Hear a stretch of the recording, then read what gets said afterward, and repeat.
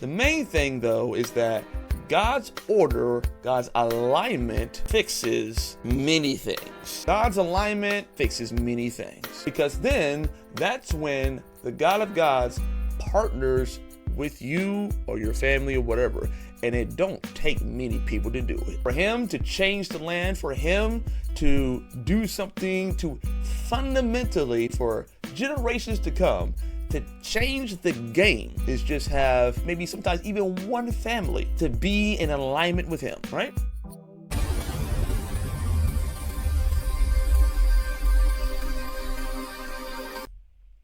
Yo, it is I again, and this is the remix edition.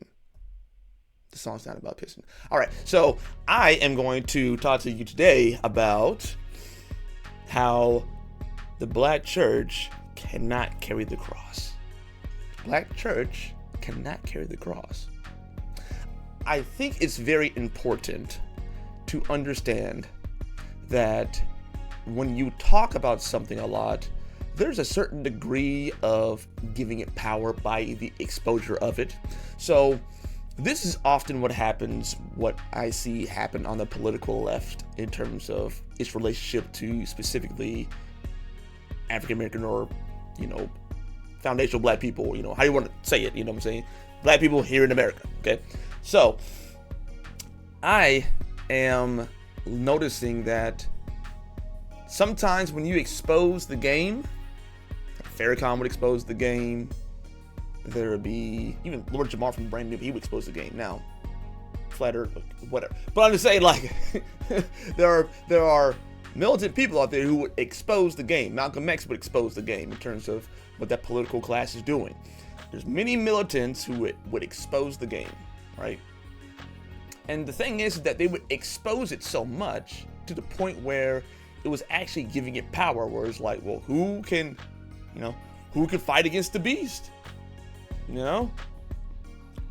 If they have their ideology just stuffed inside of every black home in America, and a lot of times the women, aka moms and grandmama, is preaching and teaching it even more so than she would preach and teach the word of God, then it's like, what's supposed to do against that?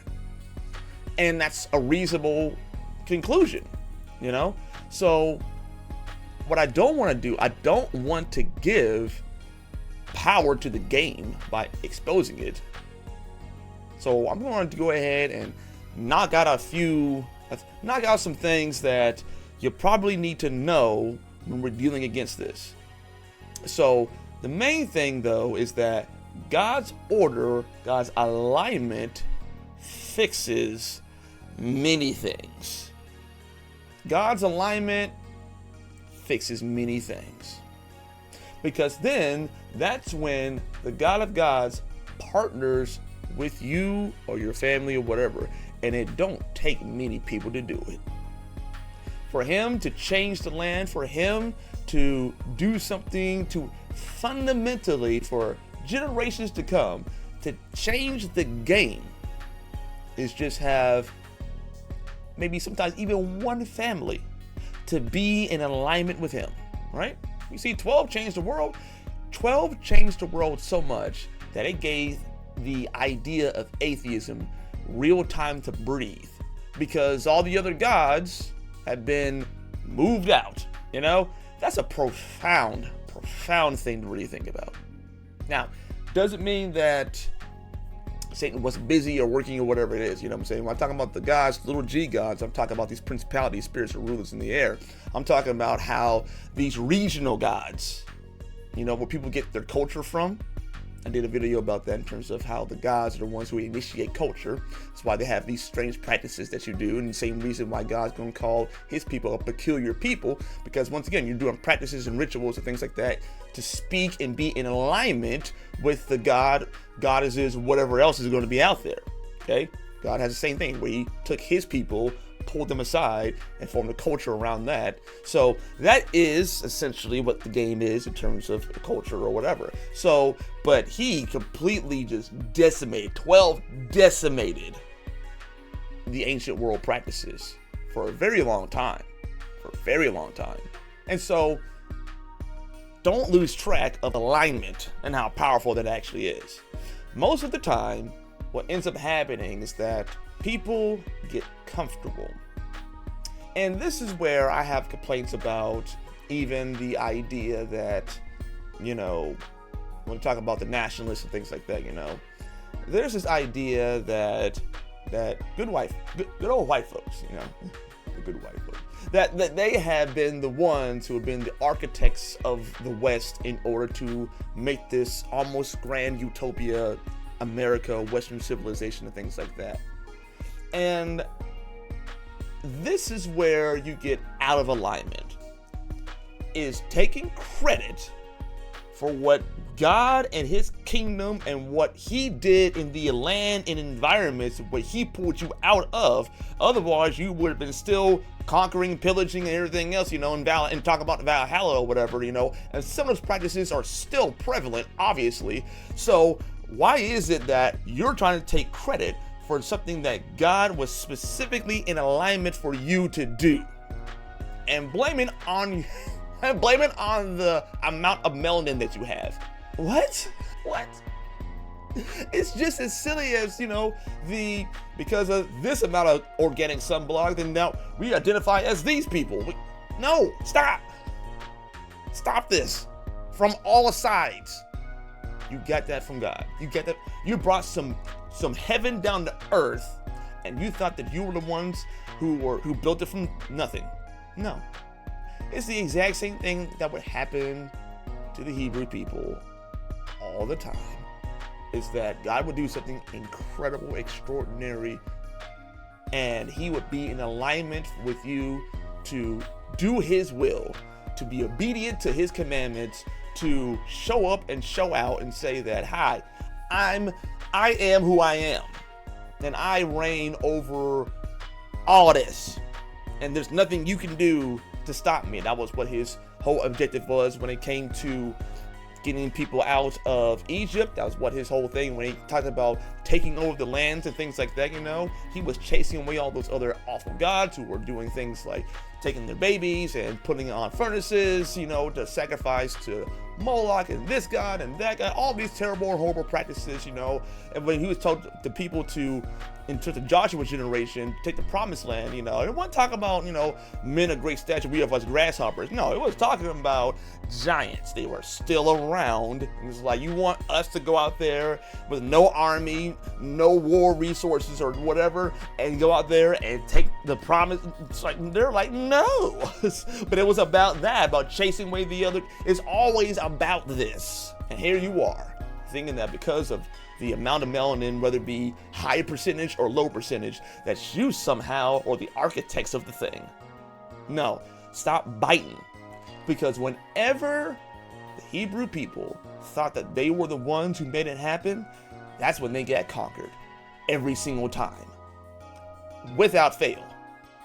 Every time they got conquered was because they thought that, God, we got this.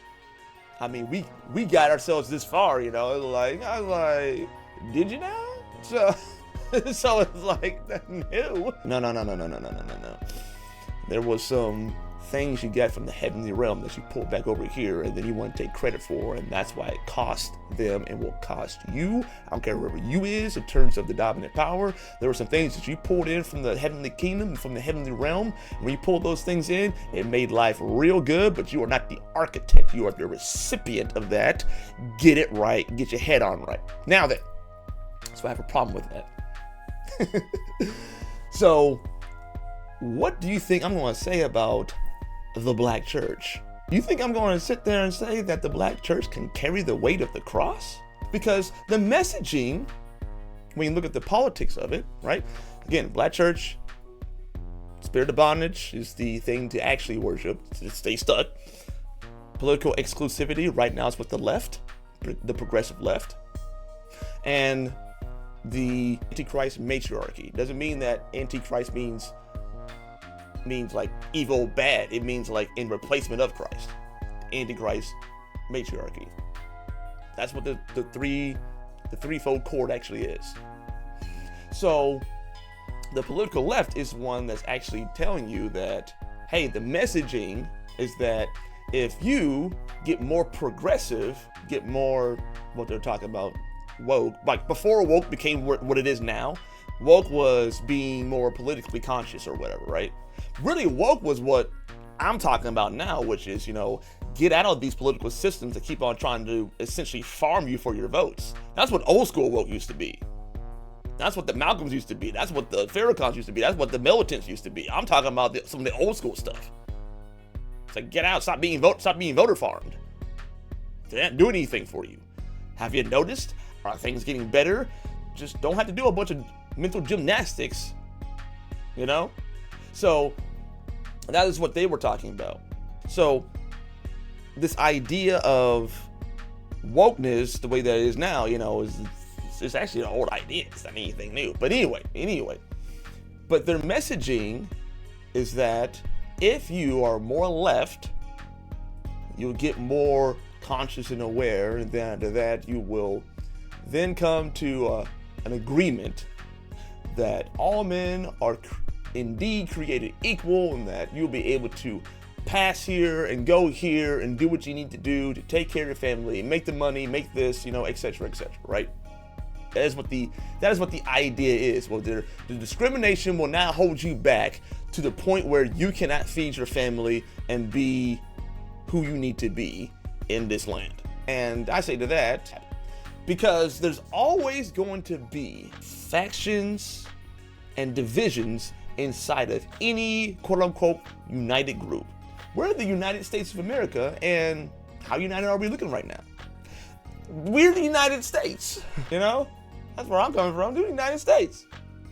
And you see this across all lands. There's these factions that once there is a great war, and the war ends, and everyone's like, oh, we all got what we wanted. We got freedom from these people, and now we can begin to build and do the things, right? We got freedom from these people, so now we can do the things. And when they got freedom from those people, another faction began to rise out of that. It's like, well, we got freedom from these people, but they're not doing it exactly right. But I'm gonna let it slide for now. And then that begins to build more and more and more and more. And then after that, you have the exact same problem that we need to get free from these people or get rid of these people. And there we are all over again. How did that progress thing? How did that mindset of, if I can go ahead and get these people to behave and these people to do this, it's never going to happen. It's never going to happen. Because people have a tendency to believe in what they want to believe in. And when you're not united under the culture, under the gods, because other gods and things slip in there or whatever, or have been there for a very long time or whatever. So they form their factions, and after that, the little g gods battle with each other, and they use you as a puppet in order for them to make that happen in terms of that territory or whatever else, and then try to take over that land. That's just the way that it works, The whole idea of, their God indivisible, Now, again, I know it's a more recent advent or whatever in terms of what the Pledge of Allegiance is or whatever else. But there was a united dialogue that we had when we talked about, Christ, when we talked about Jesus, when we talked about God. There's a united dialogue when it came to that we were going to, it's like, hey, God don't like that. And then anyone would be like, you know what, you right. And then that was that. That's the beauty of being united within the culture of the kingdom. But the more that we began to think that we was the ones, the more that it began to slide and allow more things in. And that's once the matriarchy kicks into play, where the matriarchy always wants to include people. Doesn't want anyone to starve. Because why? And the biology and the way that God made women is that they want to form and build relationships. That is what they want. So therefore, more inclusion, more relationships. I don't want you to feel bad. I don't want you to have the same opportunities and things like that, as I would want my children to have, and there it goes. So because of those type of things, those ideas, again, the matriarchy begins to prop up the political exclusivity and allow that to kind of funnel through. But what ends up happening is that other gods and goddesses begin to creep in. And when they creep in, then you got a problem, because then what ends up happening is that the people that you're either bringing in will begin, specifically people that you're bringing in oftentimes, when you don't have the men to gatekeep and vet properly, the evil ones come in. They talk like they're with you, but they have no intention of playing by the rules. They have all intention of playing you. And those same people that the ladies are saying, include them, will come back to those women and do all kinds of terrible things. That's just world history right there. That's just world history. And so you want me to believe that by repeating history, adopting the same philosophy of what has always been in terms of the black church, in terms of us being under the spirit of bondage or under this united blackness thing as an identity, because I don't really want just going to form another faction, just like we have the political left, and then you have the conservative black people, and the conservative black people are looked at as like they gotta go, they're all ignorant pieces of crap, you know, they're trash, they're Uncle Toms or this or that or that. Or are we talking about the Financial Black America, the FBA? Like, are we talking about them? Or are we talking about the black Muslims? Or are we talking about the Hebrew Israelites? Oh, so which one are we talking about? If we're all supposed to be united under melanin, you know what I'm saying? It seems as though there's plenty of pushback when it comes to all this. That there's no united under anything. And that the whole span of human existence is supposed to be united under Christ, Yahweh, Yeshua HaMashiach, however you want to, but him. See, nothing else can carry the cross. No matter how good it gets politically, it ain't gonna save your soul. No matter how good it gets politically, you still in debt to the King of Kings for your sin and your stuff that you wanted to downplay and say, well, it's not as bad as what the white people are doing. Yeah, because you don't want to be accountable for your stuff before a loving, powerful, gracious, and magnificent God. You don't want to be held accountable to that. Why? Because you know that when you stand before him, that you're going to be dead wrong. And I do mean dead wrong, because he can't allow anything that has even a fraction of bad or malice or bad intent or whatever, everything that we celebrate as humans, he can't just allow that into his presence. So therefore, he's got to decide and judge if you want to be around him or not. And based on your lifestyle, that means that you're not going to be around him. And what that means is that he takes his goodness, his love, his mercy, everything that he is completely comprised of, and puts you into a place where there's none of that. There's none of him there. He's not there. So therefore, you get no mercy. There's no justice. There's nothing. It's all there in a place called hell, right? And that's what you decide. So none of this political stuff is going to carry the cross for you. Ain't no politician, ain't no black church member, ain't none of them cats are going to sacrifice their son for you.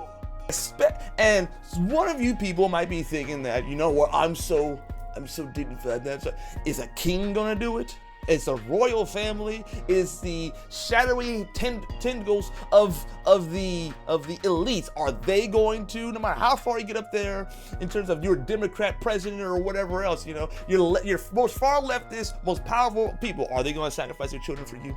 And even if they did, is it gonna be enough? You see, when I'm talking about is that it can't carry the cross. Ain't no way. All this stuff you're talking about and bloviating on about and everything, and trying to raise your fist up and trying to say that if things would just go my way, which is what you're really saying, revolutionary in practice, if things went my way, that's your flesh saying that you're God, by the way, if things went my way, then everything would be all right.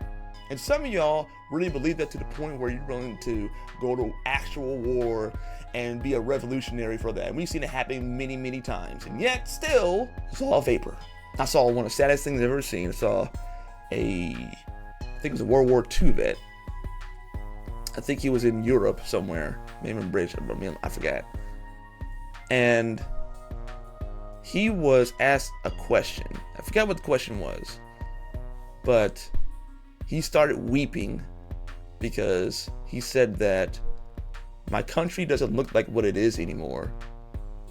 And all the people that sacrificed themselves, all my friends, all died for nothing, and began to weep.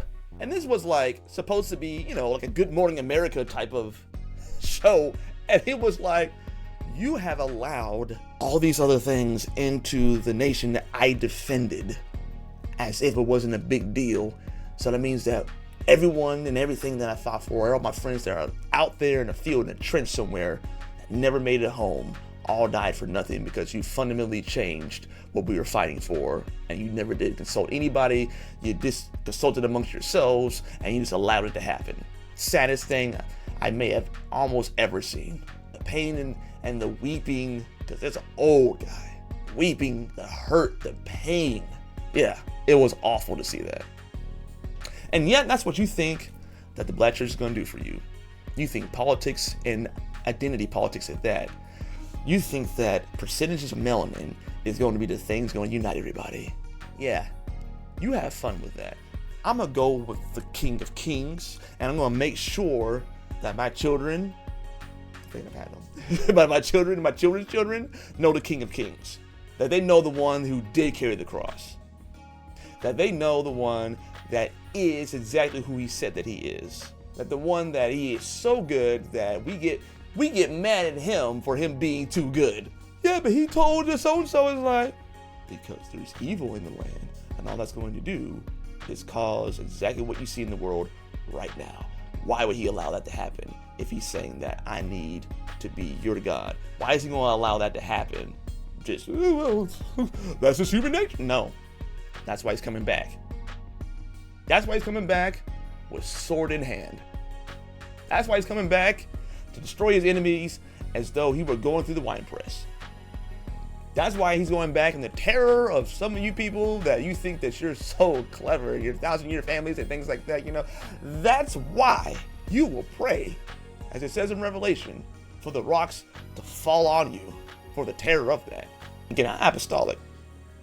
I've seen some things in the spirit. And when it talks about that, yeah, that's accurate. So, anyway, I want you to dive into Christ. Stop reading the Bible, trying to find you. Here's the story about you. Lust of the eyes, lust of the flesh, pride of life. Bam, done. Okay, now moving on. Read that Bible to know who he is. Ask him questions. Interact with the living God. Go to some people who actually know what they're talking about. I don't know if it's going to be necessarily boomers in particular, but go online. Look at your West Huffs. Look at who is this kid now? Who is this new kid I was listening to recently? Go to what is his name? Nils Glenn. Yeah, go to that guy. Go to your Thomas Horns. Go to your Nolan Allens. Go to your Michael Heisers and begin to know about who God is. We know about you. You know about you. It ain't looking so good. Even though you want to look good, deep down inside, it ain't looking too good. That's why you don't want to do it. Because your flesh wants to be like, oh, I'm that guy. Which is the very thing that's going to cause the downfall, as we talked about earlier. So anyway, get with the King of Kings. That, when you go back into alignment with God, that will destroy all of this. Because the gatekeepers will be back, and the gatekeepers, aka the men, not the boys, not the F-boys, I ain't talking about them, I'm talking about the men. The men with holy understanding and instruction from the King of Kings, they can restore order, just like they always have, just like they always will. Because the burden of influence is on the men. I don't care what the women are doing, they're only going to mimic what they see us doing, period. They're only going to mimic that. And if they think that they are stronger than what we've got, because the constitution that we're under right now in terms of our personal constitution ain't strong, and they ain't respecting that. The rebellious ones will remove themselves, because once again, they can do some stuff to you. Because I don't know about, there's some witch people out there, some witchcraft people, there's all that out there. But if you're in alignment with the Holy Ghost, only so much you can do. See that? Now fix everything. Alignment with the King of Kings. What would he not do to make sure his word goes through? And he's got all authority? Yeah. Yeah. Don't sweat it like that, y'all. Yes, Black Church has a foothold on some things, but all it just takes is just a few men under the proper alignment of the Holy Spirit, listening, keeping their ear open and everything. We can get it. We can get it back. We can restore these families and these things with the African American FDA, whatever you want to say. We can do it through Christ who strengthens us. All right. Deuces.